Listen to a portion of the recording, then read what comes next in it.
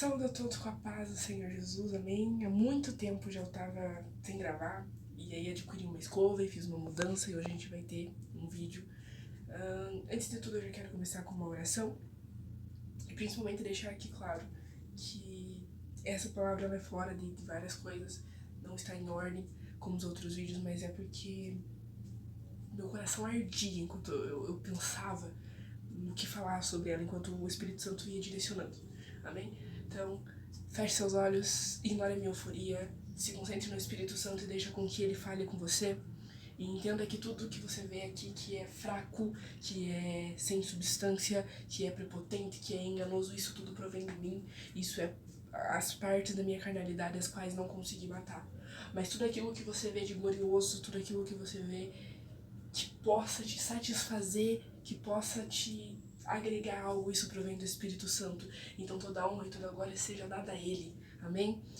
Vamos orar. Soberano Senhor Deus, soberano Pai, Senhor, diante da sua presença uma vez mais. Eu me coloco aqui, Senhor Jesus, para clamar, ser instrumento, Senhor Jesus, para passar a sua mensagem a outras pessoas. Senhor, eu sei que eu não sou digna, que eu não mereço, Senhor Jesus, que eu não tenho nada, Senhor Jesus, que possa contribuir para a vida desta pessoa que nesse momento, Senhor Jesus, designou uma parte do seu dia, Senhor, para ouvir a sua palavra. Mas eu oro, Senhor Jesus, que o Senhor tome, Senhor, a conduta desse vídeo. Que não seja, Senhor Jesus, nada de mim, mas tudo de Ti. Que não seja, Senhor Jesus, nada daquilo do que eu quero falar, mas daquilo que o Senhor quer falar. Senhor, o seu povo precisa ouvir da sua palavra. Senhor, o Senhor sabe, meu Pai, que muitos, Jesus, estão fraquejando por falta de conhecimento. Então eu oro, Senhor Jesus, para que hoje o Senhor possa vir a falar, meu Pai, com cada um. Que o Senhor possa, Senhor, responder cada pergunta, mas principalmente, Senhor, fala aquilo que nós precisamos ouvir, aquilo que a sua igreja, que o seu povo precisa ouvir. Senhor, que nós venhamos a ser fortalecidos pela sua palavra, Senhor.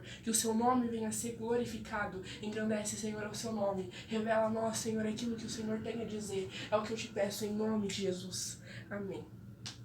A gente vai falar de Mateus, capítulo 7, versículo 24. Mais uma vez eu peço perdão pela minha euforia. Vamos lá. Eu quero falar só sobre o versículo 24 e 25. Todo aquele, pois, que escuta estas minhas palavras e as pratica, assemelha-se ao homem prudente que edificou sua casa sobre a rocha, e desceu a chuva e correu os rios e assoprou o vento, e combateram aquela casa e não caiu, porque estava edificada sobre a rocha. Eu não quero aqui começar falando e comparando sobre o que ele vai falar depois, sobre aquele que edificou na areia, sobre aquele que é imprudente. Não, eu quero começar falando sobre esse. Amém? Eu quero, a partir de agora, que você compreenda que a casa que você somos responsáveis, nós temos que pegar tijolo por tijolo e ir lá e fazer, é a nossa espiritualidade. A minha espiritualidade depende de mim. Deus está ali com seus ouvidos inclinados para ouvir a minha oração, para ouvir o meu clamor, para ouvir aquilo que eu tenho a dizer, mas será que eu estou disposta a contrariar a vontade da minha carne, dobrar os meus joelhos e me apresentar diante dele? A me derramar sobre o altar dele, a derramar lágrimas mediante a presença dele? Será que eu estou preparada? Será que eu estou pronta para isso? Deus é o mesmo desde sempre. Mas eu passo por diversas mudanças o tempo todo. E por muitas vezes me permito achar que Deus depende da minha vontade. Hoje eu não estou com vontade de buscar, então tudo bem. Hoje eu não estou com vontade de orar, então tudo bem. Hoje eu não quero fazer o devocional, então tudo bem. E ali vamos fraquejando, e fraquejando, e fraquejando, e fraquejando cada vez mais. Mas aqui, antes de tudo, eu quero que você olhe pra cá um momento, caso você seja quem assiste vídeo com o olho fechado. Isso aqui é a palavra de Deus. Imutável, intransferível, que não precisa de atualização, pois é gloriosa do seu começo ao seu fim, ainda que por muitas vezes você discorde. Entenda que a sua discordância provém da Bíblia. Identifica em você um erro, não nela, ela é perfeita.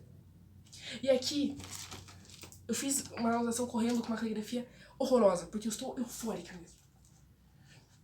Nós que somos responsáveis por edificar a nossa casa. A nossa casa, a nossa espiritualidade. E aí a gente vai descobrindo o que Jesus vai falando. Perceba que no versículo, acredito que no final do 24 mesmo, ele já fala isso. Todo aquele, pois, que escuta essas minhas palavras e as pratica, assemelha a isso. No final ele fala, não caiu, porque estava edificado sobre a rocha. A rocha é Cristo, a rocha é a palavra de Deus. E aí vemos uma igreja fraca, e eu gostaria aqui de entoar assim que covarde, com coisas que eu falo sempre, para quem convive mesmo comigo. temos, na atualidade, um grupo de pessoas que se dizem cristão, mas que não se baseiam na palavra de Deus, que não se baseiam no Cristo, que estão preocupados em adotar e zelar por uma doutrina que foi criada por homens, que foi em costumes que foram criados por homens. Não estou aqui para criticá-las, não é isso. Se você foi lá na sua vida, aceitou e se sujeitou a essas doutrinas, então saiba que você deve a elas obediência. Caso esteja ruim, ore e entregue nas mãos de Deus, que daí ele vai ou te direcionar a sair ou resolver essa questão. Eu tenho certeza que no meio do caminho ele não fica, que Deus não deu de confusão. Mas aí a gente vê o que? Uma igreja que não tem aberto muito a sua Bíblia. Uma igreja a qual não tem buscado muito. Uma igreja que não tem procurado muito. E eu não estou falando que isso está acontecendo desde não sei quando. Não. Estou falando que é o que eu estou vendo agora. E é o que eu acredito que tem incomodado muita gente, inclusive a Deus. Porque imagina o quão ruim é Deus olhar pro seu povo e ficar tipo, é permissão minha tudo isso que está acontecendo. Vocês, a igreja, a qual tem toda a liberdade para me adorar, porque eu estou falando aqui do Brasil, de me buscar, de andar com a minha Bíblia, de ler a minha palavra, porque não é só comprar e deixar lá guardada, aberto, no Salmo 91, não, é ler, é estudar. E não faz. Tem se amedrontado, tem se acovardado. E aí, essa igreja que não lê a Bíblia, não conduz os novos adeptos a ela, conduz primeiramente a outras coisas, aos costumes de tal placa, ao que tal placa faz. Eu não tô falando só das muito conservadoras, tô falando daquelas que também são liberais e de tudo que há no meio disso. Tudo. Tipo, aqui a gente não faz isso, aqui a gente faz isso, aqui a gente não faz aquilo. E palavra, e Bíblia, onde que tá? E aí a gente vê o quê? Uma igreja que vem ficando mais anêmica. Por quê? Porque as pessoas que eram mais antigas, que talvez tivessem mais experiência com a Bíblia, vão morrendo. E aí a gente vai vendo gente nova, na nossa geração, chegando com pouca Bíblia. E não é incentivado a ela também. E aí se baseia no irmão, na irmã, no primo, não sei. Aí o que acontece? A gente tem duas vazões. A Bíblia fala e orienta. Cuidado para que o seu erro não leve seu irmão ao erro. Não sei aonde, mas tem certeza que tá lá. E ali a gente vai ver que pessoas vão se espelhando em outras. E toda vez que um cristão se espelha em alguém que não é Cristo, ele vai cair. Tem um fracasso eminente aparecendo. Por quê? Porque teu irmão vai fraquejar em algum momento. Ele vai fazer algo que te desagrade. Ele vai fazer algo que foi impróprio. Ele vai fazer algo que não é de uma conduta boa. Só que, entenda, você é cristão e não daquele irmão lá. Você não segue ele. Segue no Instagram só, mas na vida não é pra seguir. Aí, a gente vê tudo isso fraquejando cada vez mais. Por quê? A gente vê duas coisas. A primeira, eu entrei na igreja, me espelhei muito naquela irmã, um exemplo, uma crente maravilhosa, e ela errou. Tenho a primeira vazão. Se ela errou, eu também posso. Se aquela irmã fez, eu também posso. E aí o que acontece? Ignora-se Cristo. Cristo faria? Se ele não faria, não é pra você fazer. Aí a gente vê a segunda vazão disso. Olha, aquela pessoa a qual eu me espelhava tanto, a qual eu achava que era tão perfeita, ela errou, eu vou embora, eu desisto, eu não aguento mais. Quando passarmos a olhar mais para Cristo, boa parte, se não totalmente, o nosso cansaço, o nosso desânimo subirá. Porque quem chamou foi Ele, quem fez a promessa foi Ele, quem te escolheu foi Ele, não foi tal irmão. E ainda assim, a gente se dedica a olhar para o outro irmão. O meu rascunho, dificilmente eu leio o rascunho, mas eu escrevi isso aqui, olha, correndo. Se a base da sua vida é a palavra dele, a sua conduta deve ser baseada nisso. Enquanto a igreja se basear na conduta de alguém que não é Cristo, fraquejará, porque se dará brechas. É sobre isso que fala quando dito do bom testemunho. A gente vê muita gente falando, pregue e se preciso use palavras. Eu discordo, pregue sempre com palavras, mas quando você estiver quieto, que seja visível que você é cristão. Visível. Sabe aquela pessoa que tá parada ali? Ela tá parada, mas ele pensa, nossa, um crente ali, olha só. Não é por causa da Bíblia. Transpassa o que é roupa, é algo diferente. O seu erro pode conduzir. Então compreenderá que se você pode, ele também pode. Foi o que eu falei. A gente abre brechas o tempo todo. Aqui Jesus vai falar, firmado na rocha que é Cristo. Como que você quer se firmar em Cristo? Indo para a igreja, algumas vezes escutando Malemar, às vezes uma pessoa que também não tinha muito conhecimento, ela foi ali porque é o que deu. Mas e você? A sua Bíblia, ela tá com as páginas coladas ainda? Ou ela costuma ser aberta, costuma ser lida?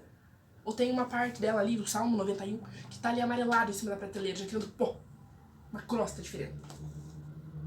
A gente vai vendo uma igreja que tem ignorado a Bíblia e se acovardando. Temos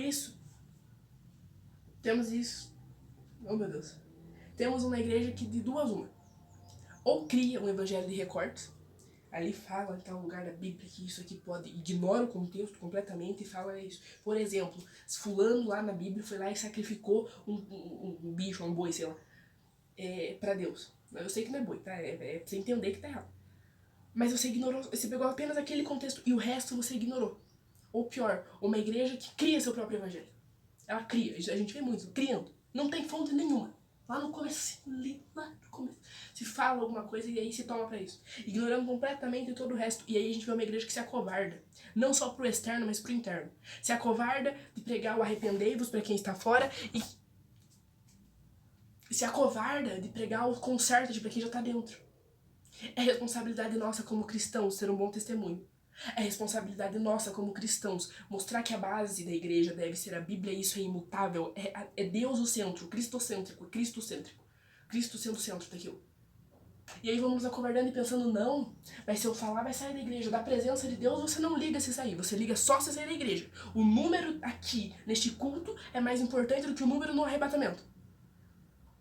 Porque é muito fácil, eu gosto muito dessa frase, é muito fácil você crer com o microfone na mão ou com uma escova na mão, é muito fácil, muito fácil. Difícil você crer todo dia, difícil sem a escova chegar naquele amigo teu, aquela pessoa que você gosta bastante, que tá ali no erro, chega pra ela e falar, tá errado, tem que consertar. Difícil, né? Dói. Dói porque você pensa, nossa, essa pessoa vai ficar brava, chateada comigo. Você prefere essa pessoa brava e chateada com você, que depois vai passar, vai pro céu? Ou aqui? Porque talvez essa pessoa ainda não tenha tido a compreensão, mas você já viu. Busque orientação na palavra. Se a Bíblia te ampara, se a Bíblia concorda com você, não importa quem discorda. O que você deve estar sendo coerente é com a palavra de Deus, porque você é cristão. Eu tenho certeza que se você tá aqui não é porque, eu vim fazer um turismo aqui e ver uma pessoa falando de Deus. Eu tenho certeza que se fosse por isso, você ia ver pessoas com mais nome, com mais experiência, com mais conhecimento. No meu final aqui, eu só escrevi que sobre a diferença de culpa e remorso, sabe? Justo a esses cristãos. Porque a gente muitas vezes acaba cometendo erros e acha que Deus só vê até onde a gente sente. Então hoje eu fiz algo que eu não deveria, então hoje eu não vou pregar, hoje eu não vou cantar. Amanhã eu já me esqueci, eu não orei, eu não pedi perdão, eu não me arrependi realmente, então tudo bem. Aí de novo eu vou lá, faço a mesma coisa. E eu escutei isso de uma pessoa a qual eu amo muito, muito próxima de mim. Que ela falou, se você tem se arrependido muito, várias vezes, por erros que você também repete várias vezes, tenho que te contar que não é arrependimento, é remorso. Não tapa na cara isso. Não tapa na cara. Talvez você tenha todo dia está se arrependendo porque você fez de novo. É remorso. Amanda, mas é um vício, é um problema maior. Ore. Deus pode te salvar, Ele pode te alcançar como me alcançou, como alcança diversas outras pessoas. Ele pode, mas tenha humildade. Naamã, para ser curado da lepra, teve que mergulhar 7 vezes num rio ao que ele não queria. Tinha tantos outros rios, tantas outras formas, Deus, porque o Senhor não me toque e só retira, não. Vai ter humilhação, demonstração de fé.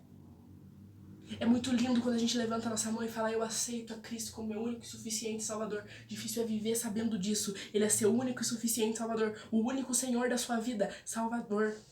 Suficiente. A graça dele te basta. A conduta que ele te impôs te basta. E é somente isso que eu tenho aqui pra falar. Tô eufórica. Tô brava. Vamos lá. Eu sei que você vai orar mais depois desse vídeo. Para de orar só 5 minutos, achar que tá bom. Que daí você tá, tô fraco espiritualmente. A Bíblia é com pó, o joelho não tem uma marca. Se pedir pra dobrar, estrala, tem que estar desacostumado. Aí fica complicado. Não que você possa só orar de joelho, mas é bom, tá? É bom. Vamos lá. Senhor, meu Deus e meu Pai, muito obrigada, Jesus, pela sua palavra. Muito obrigada, Senhor Jesus, pela sua condução, Senhor, mediante isso. Senhor, eu peço perdão. Se em algum momento, Jesus, eu não permiti que o Senhor fosse o centro da minha vida. Se eu não permiti, Senhor, que o Senhor fosse a principal conduta a qual eu seguiria. Senhor, me desculpe pelas minhas fraquezas. Me perdoe, Senhor Jesus, por cada falha, por cada erro. Me perdoe, Senhor Jesus, por todas as vezes, Senhor, em que eu quis ser senhora da minha vida. Em que as minhas vontades se firmaram, Jesus, como senhoras da minha vida. Senhor, eu oro para que o Senhor venha me dar entendimento, Senhor, para compreender a sua palavra e para viver segundo ela. Senhor, eu oro para que o Senhor venha acompanhar a vida desta pessoa que se dedicou, Jesus, até aqui está. Eu oro, Senhor, para que o Senhor venha conduzi-la, Senhor, cada vez mais mais e mais. Senhor, se for preciso, quebranta, Senhor, esse coração, para que ela compreenda, Jesus, que somente o Senhor salva, somente o Senhor é o suficiente, somente o Senhor pode trazer a alegria e a paz, e nada pode se comparar à sua glória. Senhor, eu oro para que o Senhor venha nos acompanhar em cada momento, e que em todos os momentos, Senhor Jesus, nós sejamos lembrados e vivamos como cristãos. É o que eu te peço, em nome de Jesus. Amém.